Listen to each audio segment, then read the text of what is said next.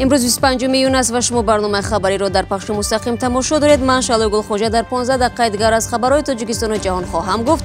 نخست به سرخط موضوعات توجه کنید. با کمک شتافتن در روسیه 5 مهاجر توجیک یک наврасе русро از غرقشوی در رودخانه بزرگ نجات دادند. که تا آمدن آنها ما اولین کمک خود را به آنها به این کودک رساندیم و او را از آب برآوردیم و او بیخود بود، ما او را به خود آوردیم. علاقه قطع شد و یا چرا مشتریان تیسل در بعضی از مناطق شمالی تاجیکستان از خدمات موبیلی بی بهره ماندند.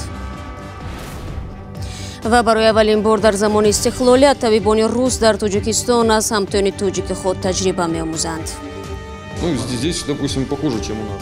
تجهیزات طبی در مرکز ما از اینجا پیشرفته‌تر است، اما اینجا خواهش انجام عملیات پیوندسازی بیشتر است.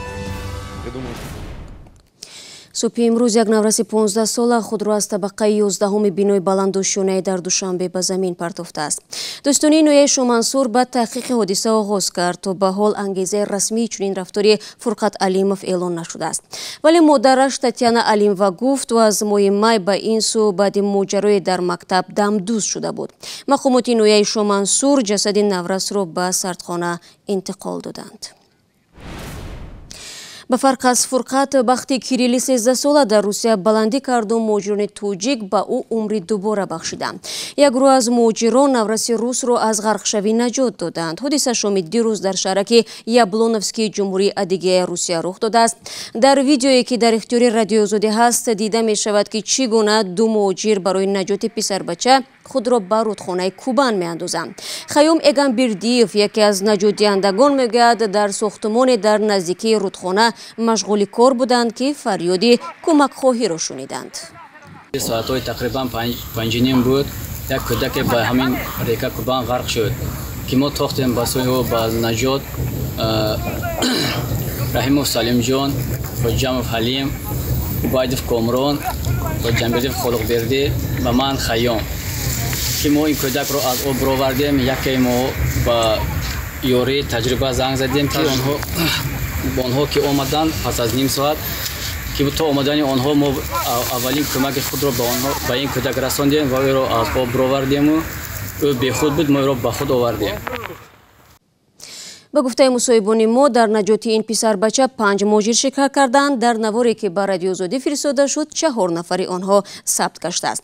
ضمناً رسا یک سال پیش همین گروه مهاجران که زادگان شهر پنجکنت ولایت سوخت هستند از همین رودخانه یک زن و یک کودک را بیرون برآورده و از مرگ رهانیدند. در پی مقامات رسمی در روسیه به حکومت پیشنهاد کردند که این مهاجران برای جسارتشان قدردانی شوند. اما طور معلوم گشت این حرفها تنها در سطح پیشنهاد باقی ماند و نجات دهندگان به گوشه فراموشی سپرده شدند. امروز برخی از مهاجران توجیک از ما در بورای مهلتی سبتی نام و یا رگistratsia در روسیه سوال کردند. دقیق‌ترش آنها میپرسند که تا کجا مهاجران میتوانند مهلتی بود و باشی 1 ساله داشته باشند. کریم جان یوروف مدافع حقوق مهاجران در روسیه در شرح این سوال گفت چنین امکانیت از قبل وجود داشت، یعنی آن مهاجرانی که اجازتنامه کاری دارند و خدمات مهاجرت روسیه از فعالیت آنها آگاه کرده شده است در صورت سپردن مبلغ 1 ساله پتنت توانند که به همین مهلت خود را به قید گذارند. برای این کار آنها باید تقریبا 60,000 روبل روسی صرف کنند. رو می‌رویم به موضوع دیگر. امریکا در واکنش به سرنگون کردن هواپیمای بدون سرنشین این کشور در خلیج فارس در هفته گذشته روز دوشنبه 24 ایون علیه ایران تحریم‌های نو جاری کرد. ایران این عمل امریکا را نقض مقررات بین‌المللی خوانده است. دونالد ترامپ رئیس جمهوری آمریکا با امضای یک فرمان اعلام کرد که واشنگتن تحریم‌های سخت علیه آیت الله خامنه‌ای رهبر جمهوری اسلامی ایران جاری می‌کند. کیومرسیاتو در باره پیامدهای احتمالی تحریم‌های نو گزارش می‌دهد. اقتصاد ایران از چند دوره تحریم که هدف از آن رهبران جمهوری اسلامی میباشند اذیت کشیده است و حالا باز عمیق‌تر خواهد شد. تحریم با فرمان اجرایی صادر شده هدف آن اداره رهبری عالی جمهوری اسلامی و نزدیکان او می باشد. ما دسترسی آنها به ذخیره‌های مالی را تحریم می‌کنیم. پرزیدنت آمریکا دوره نوی تحریم ایران را روز دوشنبه اعلان کرد. پیش از آن خبر رسید که امریکا بر ضد نظام کیبرنتیکی ایران که از سوی خدمات اکتشافی این کشور استفاده می شود عملیات پیش می برد. ایران حمله را عملی خلاف قانون‌های بین المللی نامیده تحریم ها را بی اثر خواند. این واقعا تحریم مونده که ایالات متحده اخیراً یا در 40 سال گذشته علیه ملت ما و کشور ما عملی نکرده باشه. و چند لحظه پس از امضای این فرمان ترامپ، استیون منوچین وزیر مالیه آمریکا به خبرنگاران گفت که با فرمان اجرایی نوی پرزیدنت دونالد ترامپ میلیاردها دلار دیگر از دارایی‌های ایران مسدود خواهد شد. در همین حال پرزیدنت آمریکا میگوید که اگر ایران حاضر باشد او آماده مذاکرات با این کشور است. در این بین کاتب دولتی آمریکا مایک پامپئو با مقصد تشکیل یک ائتلاف سراسری بر مقابل ایران به عربستان سعودی و امارات متحده عرب سفر کرد. پامپئو ابراز داشت است که آمریکا آماده است بدون پیش شرط با جمهوری اسلامی سر میز مذاکرات نشیند. شما برنامه خبری رادیو زودی را تماشا دارید. دیروز در برخی از مناطق شمالی تاجیکستان مشتریان شرکت تیسل ساعت‌های دراز به خدمات موبیلی دسترسی نداشتند. چنین وضعیت کاربران را ناراحت و نگران کرد، زیرا به گفته آنها سبب قطع علاقه برای آنها شرح دادن نشد. اما مسئولان این شرکت در صحبت با میرزانبی خالقزاد امروز گفتند علت در صدمه بود و الکی برطرف گشت. صدها نفر مشتریان شرکت تیسل روز 24 ایون از خدماترسانی این شرکت در وادی زرافشان محروم شدند. آنها از ساعت 1:30 تا ساعت 10 شب نتوانستند که وارد اینترنت شوند و از خدماترسانی دیگر این شرکت استفاده کنند. تنها صبح امروز مسئولان شرکت تیسل در صحبت با رادیو آزادی گفتند که بر اثر اصابت رعد و برق به پایگاه موج پراکنی این شرکت در بلندی‌های وادی زرافشان این صدمه رخ داده است و آنها میگویند که حتما مشتریانشان که در این مدت یعنی طی 10 ساعت از گفتگو از استفاده اینترنت محروم شدن جبران کرده میشن و دقیقه ها و مگابایت ها حتما پرداخته خواهند شد. میرزانبی خالقزاد گزارش میداد. باید گفت تیسل یکی از بزرگترین شرکت مخابراتی تاجیکستان به حساب می رود. بر اساس آمار خدمات ضد انحصاری حدودی 43% مشتریان شرکت های موبیلی در کشور از شرکت تیسل استفاده می کنند. دیروز وزیر مدافع روسیه سرگئی شویگو خبر داد که در اوکروگ نظامی مرکزی تفتیش ناگهانی نیروهای مسلح آغاز یافته است. هدف آن ارزیابی آمادگی نیروهای مسلح روسیه و تامین امنیت در آسیای مرکزی عنوان می شود. اوکروگ مرکزی نیروهای مسلح بزرگترین در روسیه بوده، از جمله پایگاه 201 در قلمرو تاجیکستان به آن شامل است.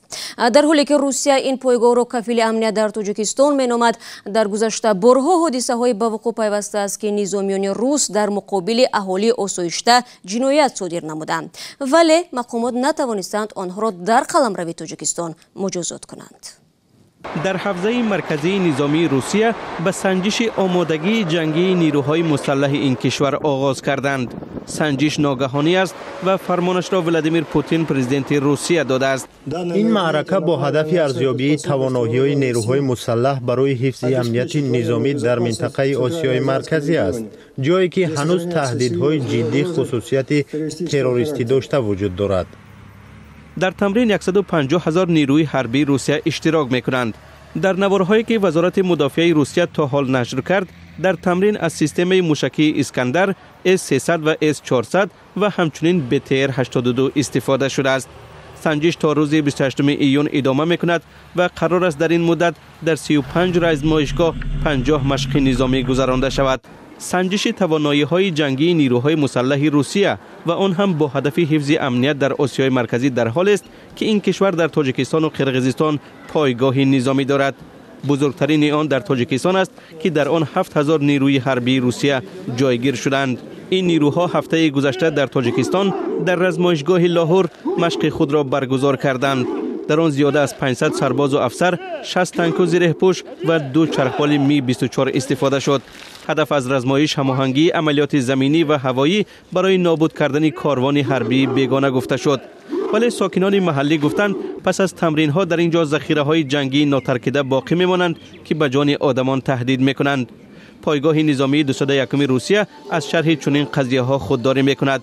این پایگاه بر اساس سازشنامه بین دولتی روسیه و تاجیکستان حق دارد که تا سال 2042 در تاجیکستان فعالیت کند.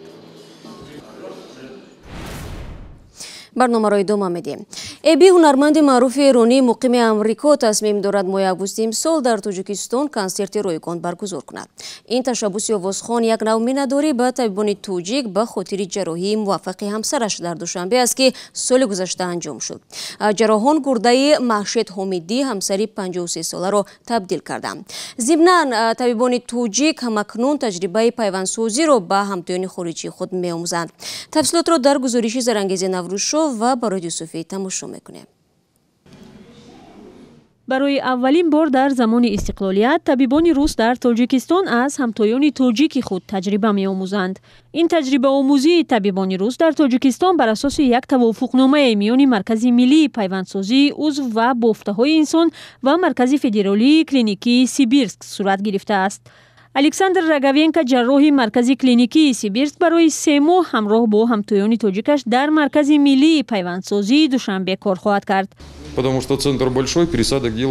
با آن خاطر که این مرکز بزرگ است، عملیات پیوندسازی زیاد انجام داده می شود. در روسیه چنین بیمارستانی نیست که در چنین یک مرکز اینقدر زیاد عملیات پیوندسازی را انجام دهند. یعنی اینجا همه روزه عملیات پیوندسازی صورت می گیرد. الکساندر راگاوینکا در 1.5 هفته حضورش در تاجیکستان در 9 عملی پیوندسازی گرده از آدم زنده شرکت کرده است. قرار است با همتایان تاجیک خود این جراح روس در پیوندسازی جگر و غدود زیر معده هم شرکت کند. برتری کار طبیبان تاجیک را او در عملیات پیوندسازی عضوها از دونوری زنده می‌داند. تجهیزات طبی در مرکز ما از اینجا پیشرفته تر است، اما اینجا خواهش انجام عملیات پیوندسازی بیشتر است. مسئولان مرکز ملی پیوندسازی عضو و بافته‌های انسان در تاجیکستان میگویند قبلا یک طبیب دیگری روس هم در شعبه جراحی برای 16 روز تجربه آموزی کرده بود. طبیبان تاجیک هم با دعوت جانب روسیه در یکی از مرکزهای کراسنویارسک 2 عملی پیوندسازی را با موفقیت انجام دادند و این زمینه برای آموزش تجربه طبیبان تاجیک از سوی همتاهای روس گردید. نتیجه های اپراسیون عملیات جراحی که در ما پیوندسازی گذرانده میشود خیلی نتیجه خوب میدهد. شما تصور کنید که از اول تا 20 تا 30 روز بیمارا را ما می‌داشتیم، حاضر در 5م 6م شبانه روز بیمار را ما تماما رخصتی میکنیم.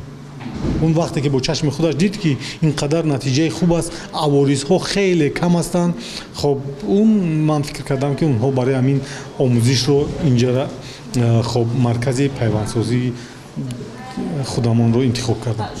تا امروز در مرکز ملی علمی پیوندسازی عضو و بافته‌های انسان در دوشنبه بیماران از 12 کشور خارج جراحی شدند. سال گذشته طبیبان تاجیک در این مرکز 118 عملیات پیوندسازی گرده، 12 عملی پیوندسازی جگر، 4 عملیات پیوندسازی مغز استخوان، حدود 100 عملیات متابولیکی تبابت بیماری قند انجام دادند. در 5 ماه سال جاری در 65 مریض عملی پیوندسازی گرده و 6 عملی پیوندسازی جگر انجام دادند. یک دلیل اصلی به تاجیکستان جلب شدن شهروندان خارجی برای انجام عملی پیوندسازی هم ارزش چنین نوعی جراحی در این کشور بوده است. در تاجیکستان به فرق از کشورهای دیگر جهان عملی پیوندسازی با نرخی نسبتاً ارزان انجام شده است. و خبر دیگر، رئیس پیشین ҳаво توغ در شهر سرافشان ولایت سوغد یک زیردستش را به تصرف تقریبا 5 میلیون سومانی فایده آسایشگاه متهم کرد.